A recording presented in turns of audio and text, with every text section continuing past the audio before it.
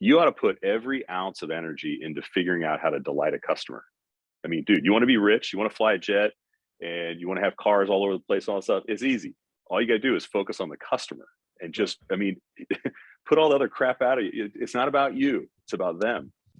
Hey, everybody. Welcome back to the Mental Purpose Podcast. I'm your host, Ian Lobos. Today, I've got an outstanding guest. And this guy is an entrepreneur extraordinaire. And I know he's not going to want me to say that. I think so. Based on his resume and the conversation we had, this guy just knows his stuff about taking chances, building a business, building multiple businesses, buying companies. So real quick, something new that I want to point out is make sure you go and check out our YouTube channel. We're building out our YouTube channel. There's tons of additional stuff on there that's not on the podcast. It's not on iTunes or Spotify or Stitcher, wherever you listen. So we're building out a couple really amazing things for the YouTube channel. Plus, we have free exercises, free giveaways on there, assessments, things like that. Just kind of help you navigate and find out where you are, help you plan your week, help you plan your life. Obviously, we have tons of stuff in our arsenal, but that's some stuff that we want to give away for free. So go and check out our new YouTube channel, subscribe to it if you would be so kind. Let us know what you think. It's growing. It's nice and growing. All right. So be supportive if you can. We certainly appreciate it. Today on the episode, what we're going to talk about is, actually, before I forget, remember, if you haven't joined the Facebook community, Men on Purpose community, there are well over maybe even 800 members at this point when this episode comes out. We're growing like crazy, a lot of traction. There's free coaching, there's free exercises, free giveaways. Literally on Mondays and Thursdays, there's an hour-long free coaching, open coaching session. You can bring whatever challenge you're facing. The only thing you have to do is be committed and be open and be vulnerable and be honest and say, I got a problem. Can you guys help me? And we're not the end all be all. We're not right. We just have maybe some advice that could help you like another inch or another foot toward your goal. So we highly encourage you to take advantage of that. Right now, there's probably like 8 to 10 people on each call. We'd love to have you join us. All right, cool. There's that. Now, what are we going to learn about today? We are going to learn about, I'm going to map these off here or list these off. What is an entrepreneur or a founder? For those of you listening that clicked on this episode and you don't know, well, you're going to find out. How to know if you have what it takes, the sickness of entrepreneurship, the genius in entrepreneurship, introvert versus extrovert leader, which is very interesting. We actually talk about that twice in the episode. How to get started, listening versus hearing, big difference, big differentiation. Dealing with FOMO or fear of missing out, taking chances on ideas, intrapreneur versus entrepreneur. Maybe you're not cut to be an entrepreneur. However, there's opportunity within the business you're in right now to be an intrapreneur. And Brian talks a lot about how you can get to the CEO or get to the decision maker and really add value to their lives. We're going to talk about spousal support and its importance, or if you don't have a spouse, a family member or somebody like an inner circle group, like a group like Men on Purpose community that you can go to really support you on your journey. We're going to talk about dealing with distraction for those ADD folks out there. Obviously, you hear my intros every time. You know I'm ADD. I bounce all around. I don't have it written down, so it's just in my head. We're going to be talking about investing in relationship in your marriage versus investing in other things and distracting yourself. We're going to talk about focusing on the client experience versus the money, the importance of coaching, mentorship, and advisors. What's the worst that can happen mentality, and trusting the universe. You ready? Let's do it. Okay. So I was just saying before I hit the record button that the one thing that really stood out on your bio or your one sheet was, what was the darkest personal moment you've had as you built your business or businesses? And I'm blanking on the phrase. Misery loves company. That's what it is. It's misery begets misery. That's the real right. The reality is the more you dwell on all that negative stuff, the harder it gets, man. It's true. Well, I put that question there because there's so many people, I think, that sort of varnish their past and their reality, and the idea of what is a founder, what's an entrepreneur, it's so sort of sensationalized almost anymore these days that that it's lost a lot of meaning. And what really founder or entrepreneur means is a bucket of pain. Are you aware of what the hell you're about to step into? That's Right, what that right. means. Go a little deeper into that, because what's interesting is I like hearing other people's stories. That's what really triggered me on that question. And I like hearing your stories of trial and tribulation, of stepping in the mud, like of getting mud all over you. Like, just how did you get through? That's fascinating to me. And my wife, whenever I get into perhaps a mode that a lot of people do, where I'm like, man, this is working. It's not working the way I thought it would. And my vision's not matching up. And like, am I off? Is it off? And then I think as entrepreneurs, as visionaries, we start to question, like, we have to have a grand vision for things, and we have to have the right leverage and systems that can support those things. And sometimes all three levers might be off, and you're like, oh shit, man, I'll bring this up a little bit, take this down, add this one in. So my wife, often, really, to be honest, reminds me and says, look, I'm not a huge fan of Gary Vee, yet he has this one little quote that says, don't look at anybody as an overnight success. It took 10 years to get there. And she always shows me her phone when I'm like, what am I doing wrong? Like, why isn't this thing kicking this? Or why didn't that ad work? Or why, whatever. But it's that search. It's your own. I mean, that's your ingenuity and intuition kicking in gear, right? You're looking for, and I think that's the definition of being an entrepreneur. You're sort of cursed with this idea. If you're a true entrepreneur, and this is kind of, and I'm not trying to insult anybody, but sure, I think what that really means is that you're trying to, you're driven by improving every aspect of everything all the time. And it's sort of like a sickness. I can walk around the office and I can spot problems with the carpet, problems with the walls, walk by somebody's screen, and I'm looking at the user interface of a software platform that we have, and I'm picking on, button shapes and text size, and I mean, all that kind of stuff, right? It's like,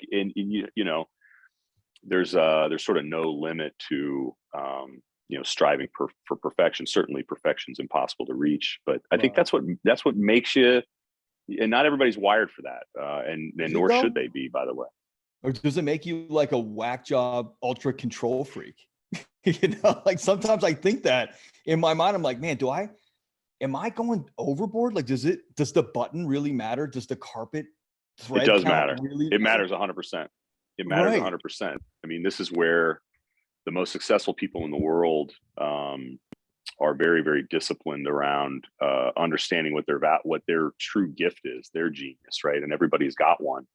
I think what unlocked potential for me, because I was one of these, gritty, sales oriented. I got in trouble at work, got pissed, quit, started a company, and 3 years later I bought the company, my first company, and so nice. my employer. So I mean, I went through that stuff. I was that angry 20 and 30-year-old that had a chip on my shoulder, needing to prove something. But I think, where I really started to experience success is understanding, actually not feeling guilty about the talent I had for seeing into what's possible, both positive and negative, right? But seeing the future in that way, and also sort of appreciating my attention to detail. And I felt guilty about that for so long because I didn't quite understand fully others' gifts. And so what I figured out, and it took me a little while, and it was a really interesting sort of path of learning, but what I learned was most people are opposite me. Yeah. And one of the limitations of my success was that I wasn't mobilizing others around me the best way I possibly could. And what I really needed, because I created turbulence, I created optionality, and I would be leaning forward, kind of driving on these things. But what I really needed to do was create space for other people that are very sort of evidence driven, right? That removes risk from whatever you're trying to do, or very process driven, and that creates scalability and repeatability. And by the way, even though I want to specify things, I'm not like crazy about needing to build it myself. I'm the guy that has all the house projects started at home, but none of them finished. Because I don't need to, it doesn't give me joy to build it myself. And it doesn't give me joy to finish either. It gives me joy Yeah. to start. But it wasn't until I figured out how to really spot the complementary talents in others that really kind of unlocked, personal income and success and business, value for sure. That's a great way to put it. I love talking to other entrepreneurs where I don't feel like the way that I run things in my brain is crazy anymore. Yeah. Because you validate that it's not crazy, because it's either we're crazy together or we're the sane ones and everybody else is crazy. Yeah. Dude, I will start projects and I'm yeah, I don't really see the value in finishing that. I think someone else could be doing that and I could be going and doing something else. And that is the entrepreneur's way. You're kickstarting things for other people to then start pushing that ball down the hill. Yeah. And you might start too many things, and that's okay. And as long as your team knows, and as long as you don't have such a sensitive ego that you can, you can't admit you're wrong or you made a mistake. sure. I mean, as long as you can be vulnerable and sort of own, your shit, then it's pretty good. It works out pretty good. And if you can be sort of honest and transparent with your team and let them pick at you and you're open and so are they, it creates this kind of healthy environment and it works. But dude, it took me a long time to figure that out. I mean, How long? I mean, honestly, I started out as an entrepreneur when I was, 26 years old, started my first company. And heck, that's old. If I went to Stanford, I would have done it at 21 and been venture backed and had $1 billion company. But no, I mean, I've owned, started, founded, bought and sold lots of companies over my career. They've all been around data or sort of some sort of referenceable, relationship with data analytics. But I mean, it probably took me 20 years, I mean, it's only been the last maybe 5 or 7 that I really fully appreciate, the one, not feel guilty about the talent I have, but really put a lot of emphasis on building a team, having money available to you and all that other stuff. I mean, those are all things that sort of come and go, right? As an entrepreneur, whatever they say, most billionaires have declared bankruptcy a handful of times, whatever. I never had to do that, but I know what that feels like. And I understand the sentiment, right? So I think those people figure out how to really build a machine around them. It's not lifestyle. It's more about, how to get the most out of your talent. I completely agree. I'm always fascinated by how somebody, how did you get through that ego way back when? And not let it take you down, or give me some horror stories of how it tried to take you down, or some dark days that you had in those beginning years, like when you got fired from that company and you went back, you started your own, then went back and bought them. Yeah. I mean, I think I've always been the kind of person that I'm a people pleaser, right? So that's my nature, and I'm an introvert. So it's not like I run around flashing gold watches and stuff like that. I'm not that guy. And I think that general nature, has done, I've done well by that. I do think when I've had these moments of immaturity, it's come from a lack of appreciation or understanding of sort of the skills around me, right? And not everybody is moving at your pace. Not everybody has your skill set. And if you underappreciate those people, then shame on you. You've actually just, sort of wasted or squandered this amazing asset that was there trying to help you. And you didn't even realize it. You were upset with them for maybe not seeing the world you saw the same way you saw it. And that basically, what does it take to get to kind of have you refocus or reframe your reality? It takes basically almost run out of money, putting your family at risk, having these sort of dark moments. You believe in something that you're doing, but there's pieces of it that aren't working, but you just kind of bear down on it and you're gritty and you push forward. And, it's sad, but you look outwardly so often at all the things that you could perfect. And it wasn't really until I started racing Ironman and I sort of had these sort of metaphors for athletic performance and business optimization. And then you're like, well, wait a minute, why am I looking at the world that way? And then you have friends, people will come around you as you're successful or even when you're struggling. And there's people that are giving you advice, and sometimes you hear it, sometimes you don't. But I had somebody in particular tell me that I needed to be more vulnerable, right? I got a thick shell. I'm defending myself against all these attackers, as an entrepreneur and sort of lone wolf business guy. And then I had another gentleman that sort of showed me that, again, this whole thing about kind of talking you through how to appreciate these skills and the genius of others in kind of just a really interesting way. I remember I complained about somebody. I was like, Ramon, why is so-and-so being a jerk like this? And I'm like, you need to go fix him and go talk to him. Typical boss mentality, right? Yeah. Go task people, go fix that. And it was funny. And Ramon, this guy that is sort of a bit of a coach and sort of an organizational strategist with me today. He just turned it back on me.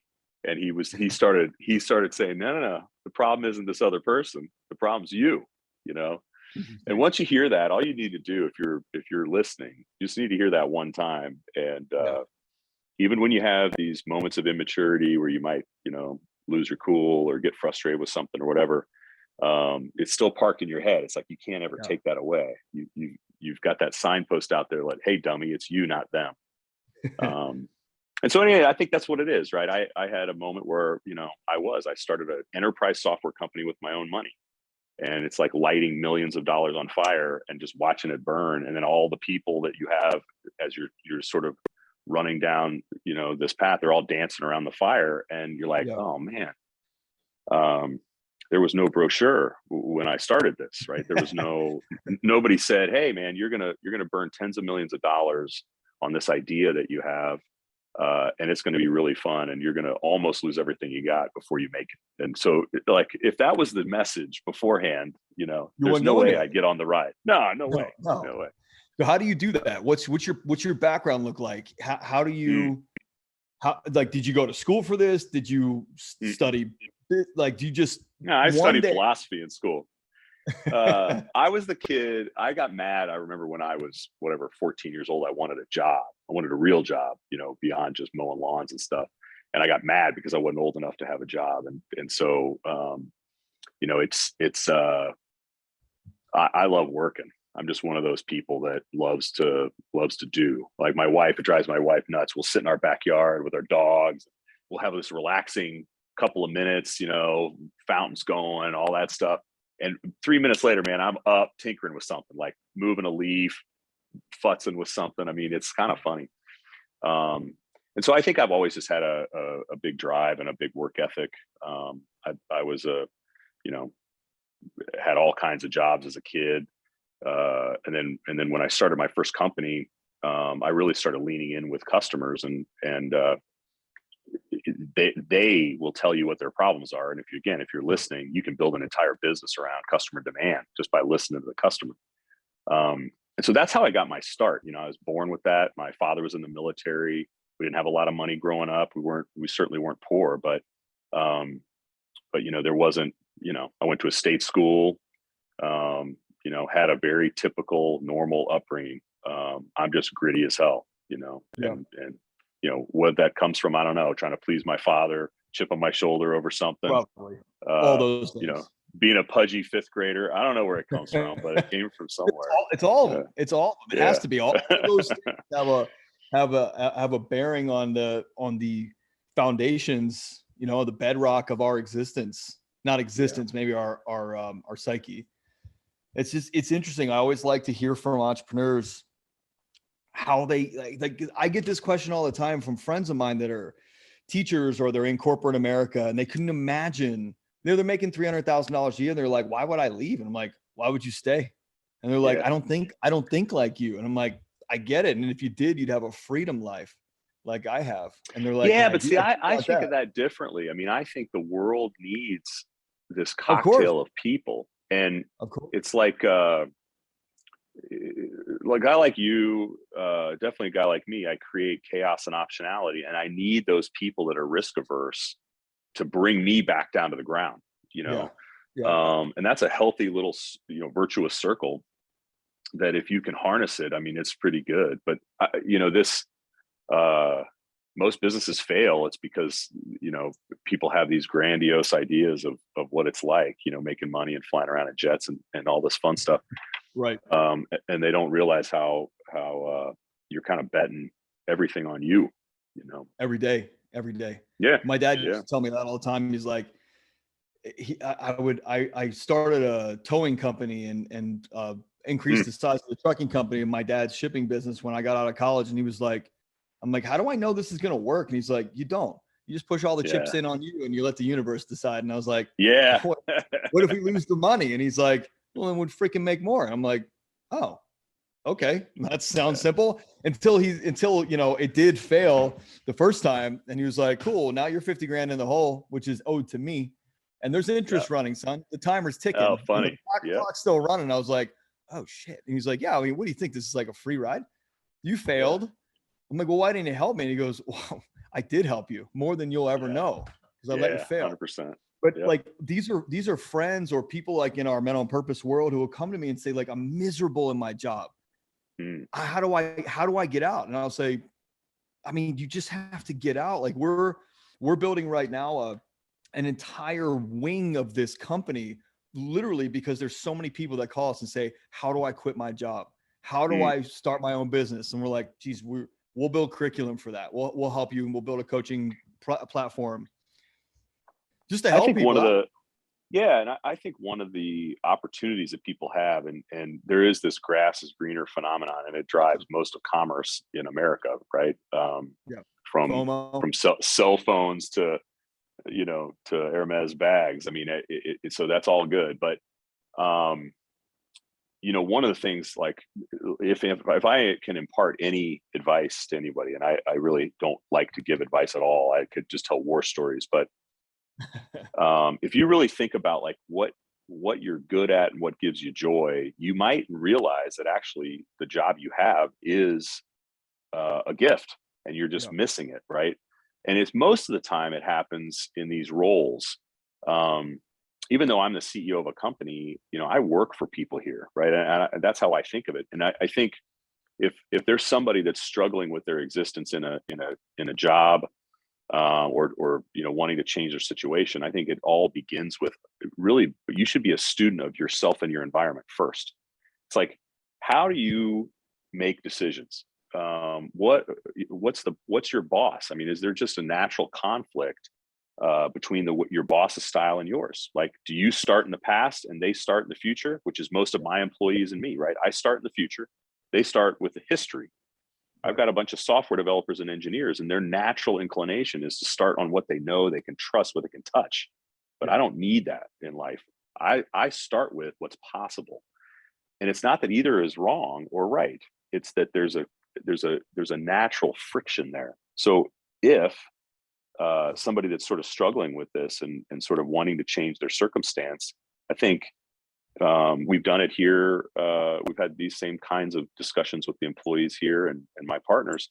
There's a lot of magic that can happen from that introspection and just almost like mapping your world, and once you start seeing that, people, do they start in data? Do they start with a sequence? Do they start with ideas? And then you watch these patterns emerge. And if you can be a student of those patterns in the organization, man, you can be an entrepreneur and not take any risk. Yeah, that was my next question. So what about the entrepreneur philosophy? And like, we always need, it is actually a very scary world that you and I live in. Let's just single you and I out because we're on this call together. It's actually a scary world. You have a couple years on me, but like, I still look at my kids sleeping at night and I'm like, am I too like mavericky right now? Like, am I going too ballsy? Am I being a good dad? Am I being a responsible business owner? Am I casting this vision that's way too big for where the company is? Like, it's unlimited variables as an entrepreneur when you have a grand vision. And there are people within the company that could be an incredible right-hand person to you or me. And I actually have those in my world, in the mental purpose world. People have stepped up and said, hey, whatever I got to do, like I quit my job and work for you guys. Like, I love your mission. I love what you're doing. That's how you know the vision is working. And you're sharing the vision with people and they see it. Like, talk about the entrepreneur role, just in case people are listening and they don't understand what that is. Well, yeah, I mean, I will tell you that every CEO, and I know a bunch of them, of public companies, big private companies, small startups, they're all lonely. And all they want, all they're ever looking for is somebody to solve some problem for them, right? And what that begins with inside an organization, again, the easiest way to get promoted is to understand the company's business model. How does the company actually make money? And how can you make that business model more durable? And then turn around, once you understand that, we have a software platform, for example, and we get paid when a customer gets value out of the platform. That's the only time. And so that's our business model. So then when we go to the CEO's got a whole bunch of challenges, right? Organizational design issues, productivity issues, money management issues, sales issues, product feature issues, all these things. And so if you start with understanding what the business is there to really do, what the economic model is, and really nobody, believe it or not, it sounds so obvious, but most people don't know how their company makes money. Like, or they just have a job, they're a cog in the big machine, but they don't really think about, why does a customer come to that business? What are the benefits? What are the outcomes the customer's trying to get to? I think that's a big thing that gets overlooked so often. And then you have an opportunity to sort of start carving out space for yourself, and doing it in a very low risk way where you can create almost a new career, a new job. You want to be in the C-suite, or you want to be a director. You can chart your own course by understanding the model, the economic model, and the business model itself, and then become a partner. I don't care how big the organization is. That CEO is lonely. Yeah. And if you can figure out what's in their head, they will tell you. It might not be discreet. They'll say, hey, our priority this quarter is X. But what he's saying is, oh my God, last quarter we were almost died because of Y, right? And so if you can listen to what's going on and pick up those signals, and then start providing optionality to the leadership, start thinking about potential solutions and how to strategize some of those things. I don't care if it's if you work at a front desk and you're worried about greeting a visitor in the office, right, and creating better customer experience so that you have better retention model, or you got a good customer service strategy with people on the phone, or you're literally developing a product. It's the same thing every single time.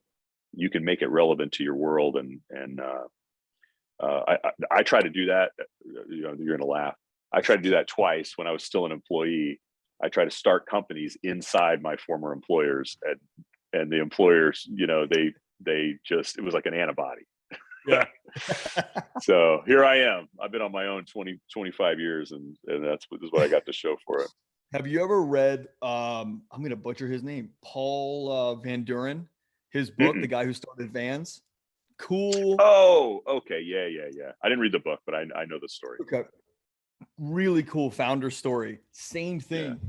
When he worked for the first rubber company he worked for, he was like, yeah, this isn't going to work. And just started working all night long. And he would change the molds on the machines. And the owners would come in and go, what the hell are you doing? And he's like, yeah, don't worry. This works better. You guys, you've been in the big business 40 years.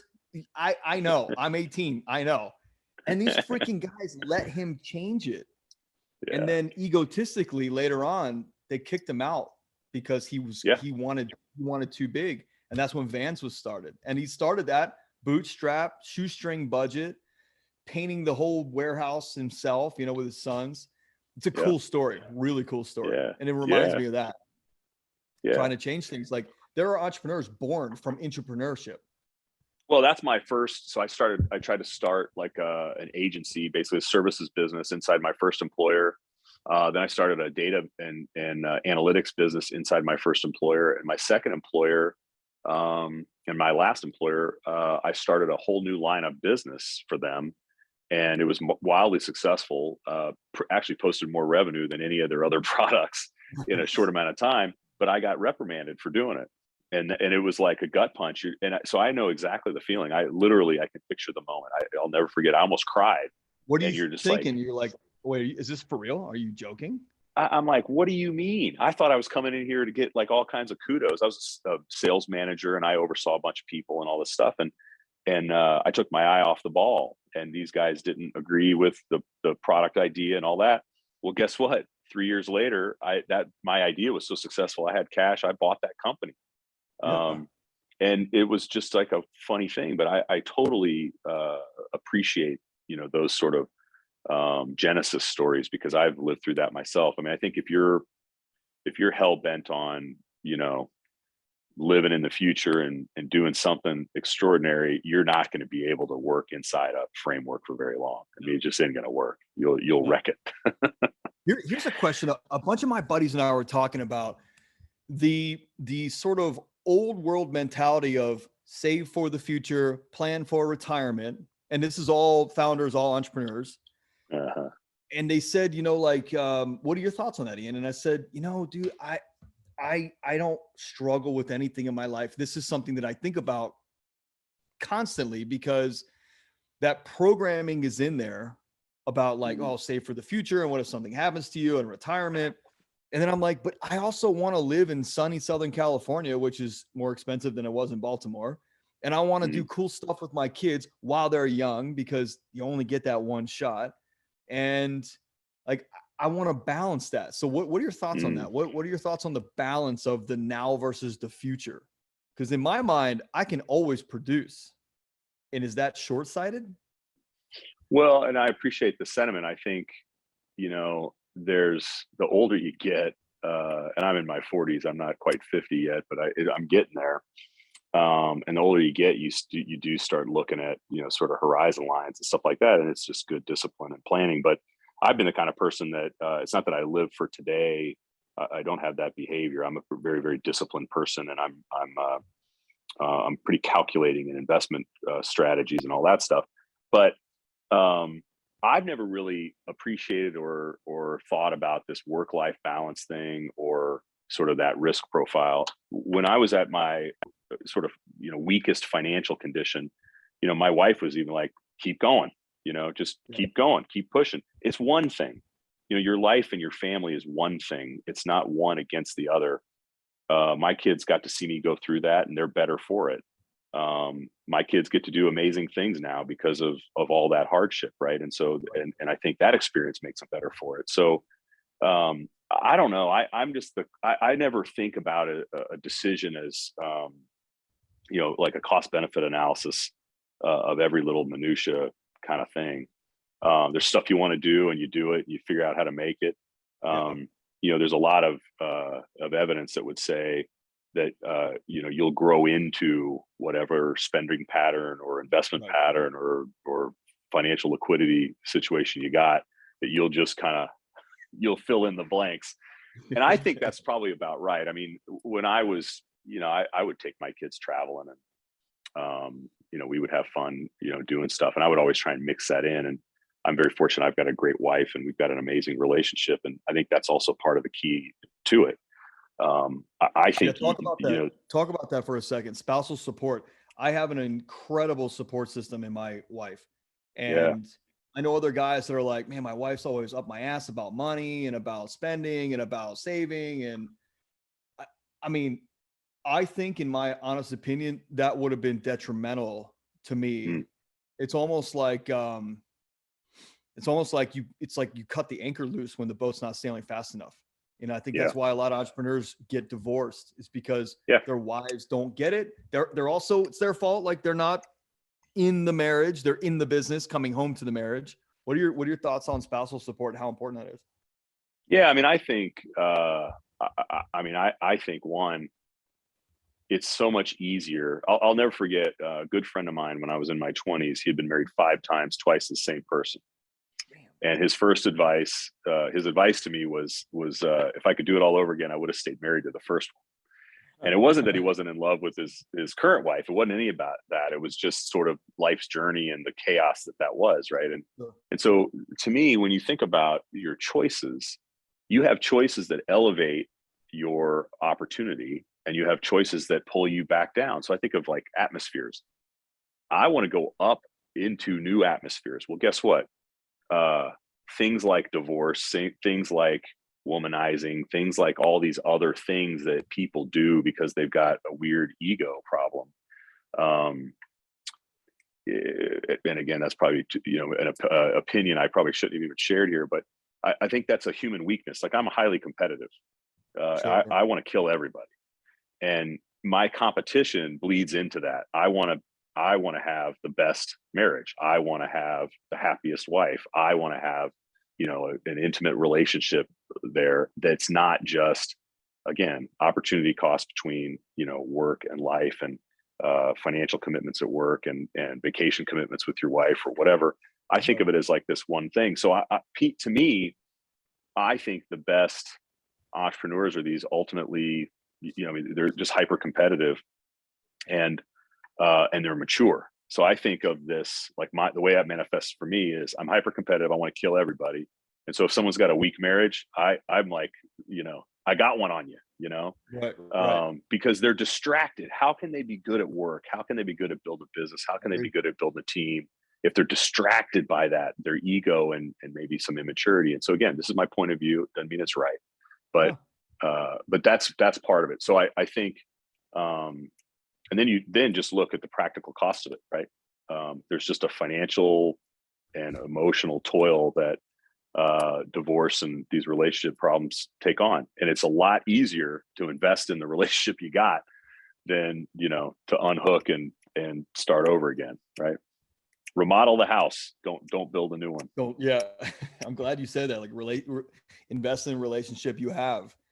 There are so many people that come into my world coaching. They come into our seminars, our live events, and they're like, I'm on the out, or I just got divorced, or I've been divorced for a year. It's the worst fucking thing that I've ever done.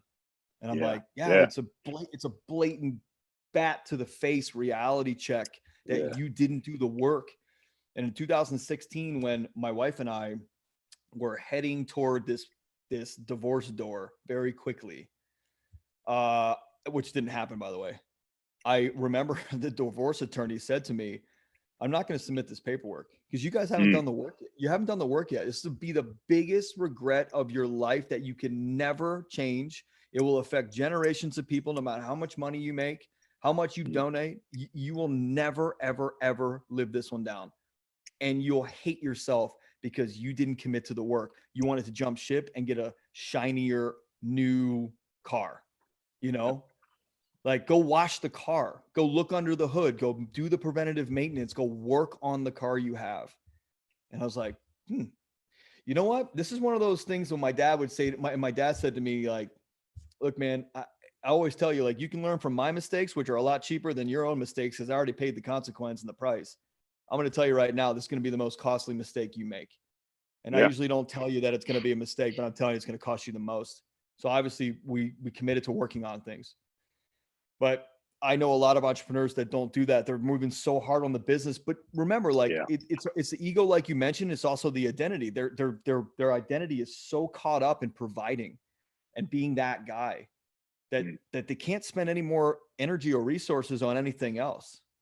And they just are willing to deal with the effects of the let go over here, the family, the wife, the marriage, all that stuff, to stay in that identity. And it's just it's a hard place for people to be. And we deal with it every week. Yeah, I can appreciate that. I think that is a weakness. Like if it's, Sure. and I think you're exactly right. I think that's where a lot of that stuff comes from. I can picture and think back to several people that kind of fall in this bucket. And you're so worried about image and your ego that again, you're focused on the wrong thing. It's like you ought to put every ounce of energy into figuring out how to delight a customer. I mean, dude, you want to be rich, you want to fly a jet, and you want to have cars all over the place, all that stuff. It's easy. All you got to do is focus on the customer and just, put all the other crap out of you. It's not about you. It's about them. And so I mean, it's so easy to say, and it's like cliche because it's in every other book written on any kind of basic business principle. But just look at the distractions of all that stuff. If you're worried about what people think of you, dude, you're doing it wrong. I mean, Yeah. who gives a shit? Focus Yeah. on what the customer needs and what the core fundamental problem that they're trying to solve is, and just dedicate yourself to that, man. And you'll have success. There's no question. What about I comparing just yourself look to at others? this is all this friction that gets in the way of that. That's how you Yeah. build a great company is you build a Eliminate. product that everybody wants. Yeah. And then you eliminate the distraction. Well, that's life too, though. That's life too.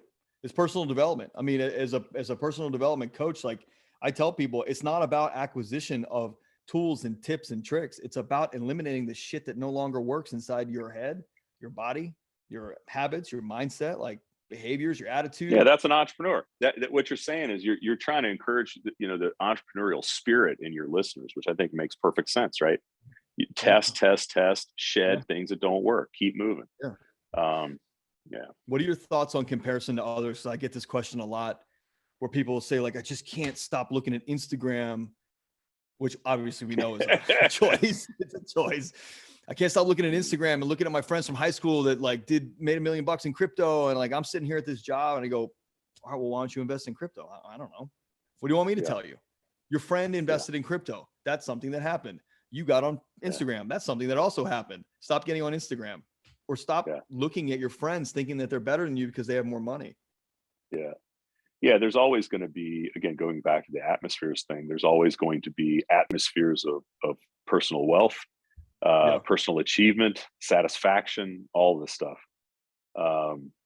And again, I know people that are enamored with the whole crypto thing too. I'm not, I mean, sure, I have some investments there and all that stuff, but I'm not a huge, I'll never tweet about anything. I hate social media. I'm just, it's not because I don't appreciate the medium. I just think that it's become this really weird distraction. And I do think, again, if you go back to like that idea, I don't care who you are, even if you're Bezos, there's somebody on a dimension that's in an upper atmosphere. Bezos isn't the happiest guy in the world, right? He's a short, bald guy. He's all roided out, and now he's spending money on space and doesn't know how to, explain shareholder value and all that stuff. Yet the world operates on AWS, and AWS is the largest, monopoly on the planet. And it's amazing. And he's built a hell of a business. But there's somebody above Bezos, that he sort of would aspire to be. I guarantee it. That's what I was picking on. He aspires to be different than what he is. You just know it. Yeah. And so, everybody feels the same way. Everybody is looking up at some atmosphere, whether you got a bunch of net worth, a bunch of toys, or not. There's somebody always looking up. And so I don't know, once you sort of learn that trick, then you do get to kind of flush all that stuff. And that those crypto guys that made the money overnight, it'll be gone just as fast. So it's okay. Right. That's true. I had that conversation with someone last week where I said, like, look at NFL athletes. They don't have a mindset to handle 8 figures. They don't have skills. They don't understand how to handle that. That's why they're broke. That's why lottery winners are broke. 95% of them. So I want to jump on dot-com millionaires. Like my era, you had all the dot-com millionaires before the market tanked. Right. And on paper, they were worth millions of dollars, and the next day, nothing. But it screwed them up because they thought of themselves as these millionaires. Yeah. Agreed. I totally agree. So, importance of mentors and coaches. I always like to ask this because, like, of successful guys like you, how often do you have a mentor? Do you have a coach? How often do you coach? Like, what is it that you're doing to grow you as a man, as a business owner? Do you have an Ironman coach? Like, who's teaching you? Yeah. So I would say the short answer is I've got dozens of them. When I was younger, I really didn't appreciate it as much. And I had a lot more to learn then. I wasn't as introspective, right? I thought I could control everything in the world, right? And I think I go back to my Ironman experience, and I, performed at a very, very high level. I had 2 of the top coaches in the world, actually. I learned a lot from them and the method and the discipline that took. And remember, I'm an entrepreneur. I don't ever want to do the same thing twice. Well, Right. if you're going to be an athlete, guess what you got to do? You got to perfect something Over and and do over. it over and over and over. And so it was just it wasn't natural for me. And so I had a bike coach out of New Zealand that was a Tour de France mechanic guy and all that stuff. I had a nutritionist, chef. I mean, all that stuff. And it was kind of wild because you learn, these people come in your life and they sort of help you. They supplement, weaknesses maybe that you have, or help you look at life a little different way. And then as that's evolved, I really appreciate having advisors now. And so I seek them out. And what's really interesting is that if you really look around, you don't have to like set up a formal relationship with somebody, by the way. If you just look around, there's people that are like, they have their hand out offering you almost Yeah. like a hand up. Yeah. And I think of a gentleman that I deal with on sort of an infrequent basis now. He lives down in Texas, and he's like this gift. He's one of the foremost experts in his subject matter, and he just calls me every once in a while saying, "Hey, how's it going? How can I help you?" It doesn't cost me anything. He's not trying to take advantage of anything. He doesn't need any favors. And it's sort of like this weird thing where if you just pay attention, people are out there trying to help you. Um, Yeah. you know, that's kind of part of humanity, right? And we have this natural desire to help each other. So anyway, I'm a big proponent in coaching, and I also think that there's these people that come into your life if you're open, and they'll give you these gifts of wisdom and life lessons. And again, if you can absorb that stuff, you should. I remember I had a guy in my house.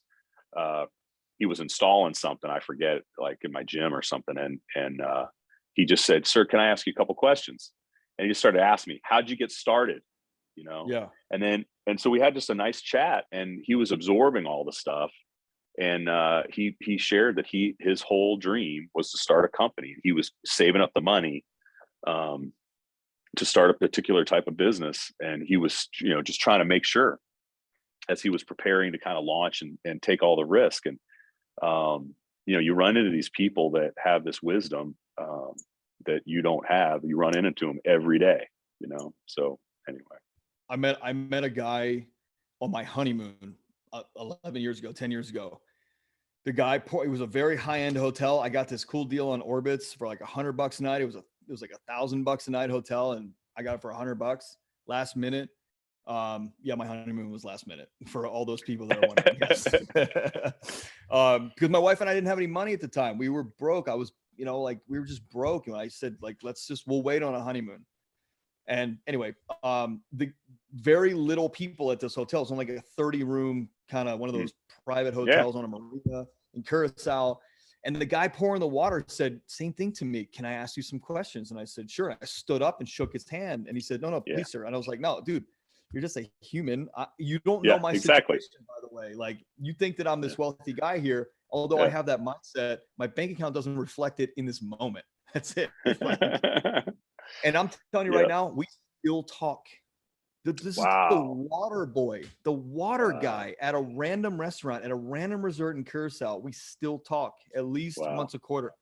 Good for you. He may listen to this, and I wrote to him and just said, like, "Hey man, are the choices you're making right now in alignment with your future?" That's all I'm going to say. Yep. No, There you because go. I'm watching some choices of his, and I'm like, I'm going to do business with you in the future. I want to make sure that my brand and your brand are matching up here. So we're starting to do some work together. He's down in Jamaica. That's the thing. Like, you just don't know who can learn from you, who's watching you, who you're a model for, and who has their hand reached out that you might not be paying attention to because you think they're not good enough, or they're not tall enough, or they don't drive the right car. Meanwhile, like I said to my grandfather once, like, "Why do you drive this old Camry that's stick shift?" And he was like, "Because I don't give a shit." And I'm like, "Oh, Yeah. does that mean you're broke?" And this is me young. And he's like, "No, I have a lot of money. I don't care about the car I drive, but I buy fine watches, and I have apartments all over the place, and I have fine artwork. That's what's valuable to me." And so that comparison piece is like, you just have to really open up. Like one of the missions of Mental Purpose is to help you reveal your most authentic self. Yeah. And in doing that, you actually learn that this is what I like. And I don't give a shit if anybody else likes it or not, or they like that I like. I just like this and I'm okay with that. And I want to harken back as kind of we wrap up here. You mentioned being an introvert, and I struggled with that in my 20s, in my early 30s. I struggled with the fact that all these people are extroverted. And I was in the real estate sales business, and all these people are so extroverted and like, well, I don't want to talk to anybody. And by the way, with entrepreneurship, I don't want to repeat things either. I want it one time and keep rolling. You take it. Hey, you take that and go, I'll try this over here and you take it again. So like, how did you deal with being an introvert and having to do the things like talk in front of people? Like you gave a commencement at your alma mater. Like, how do you that's the thing is I love and enjoy the idea of public speaking. And I mean, I do that all the time.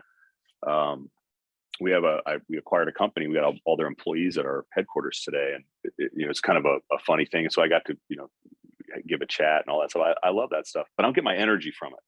Right. And so I think, a lot of introverts, what's really funny about it, and this is the little neuroses I think that comes out of it, is as an introvert, you replay what you said for like a week and then you stress about it. And I think that's wild. Where an extrovert will maybe, do a speech or something like that. They'll get that energy, but they won't care like, how people reacted or every little word. And so I think it's just kind of funny. I've just, as you can tell on this podcast, I enjoy, sharing my war stories. Like I said, I try and avoid, giving advice because advice sucks, but personal experience, I think, maybe there's some lessons in there. And I don't know, I think that's probably just something that, even as an introvert, I'm doing it for different reasons. I'm not doing it for my ego. It doesn't give me joy to, have links on the website or whatever. But it does give me joy to be thoughtful and contemplative with you and maybe help somebody that might be listening. Well, dude, I got a ton of notes here. And I can tell you right now, like it will be very helpful for people.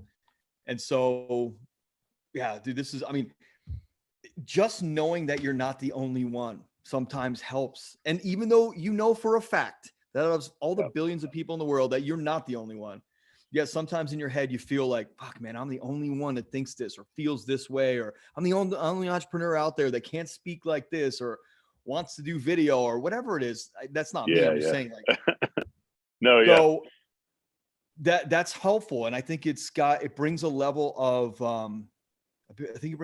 comfort to people for them to keep another foot pushing forward when like both feet are kind of in mud and they're like, you know what? If Brian did it, if Ian did it, like, fuck, man, maybe I could do it. I might as well. Well, what's the worst thing that can happen? I mean, when I started my first company, it was risky, man. I did it on a credit card. My first customer didn't pay me. It was like a whole thing, right? And I didn't really have anything to lose. That's what's funny is I didn't realize that at the time. I thought oh my God, what if I don't run out of money and lose my house? But you laugh because when you're starting these things, it's not like you're betting your entire, No. The reality is you can go get a job. There's so much unemployment. You can get a job and make money and feed yourself, right? We're not talking about that. So if that's the worst that happens, is that you got to go, worst case, deliver Jimmy John sandwiches or wait tables or something simple while you get your feet back under you. That ain't so bad. There's cool people that work at Jimmy John's. And it's kind of funny. It's once you realize and once you sort of just make peace with the worst potential outcome, it gives you freedom. I think what's funny about it, and you might agree with this or whatever, I think my big weakness is I don't want to let my wife or my family down, but mostly my wife. Dude, that's the ego. Yeah. So that's the jewel that I protect is what my wife thinks of, Yeah. That hits my heart when you say that, because that was the question this morning. And my wife was like, the universe has never failed us. And I'm like, it almost brings me to tears. Like when I think about her Yeah. fucking trust in me, like this woman's crazy. I think sometimes. Yeah, she's crazy. You got her snowed, dude.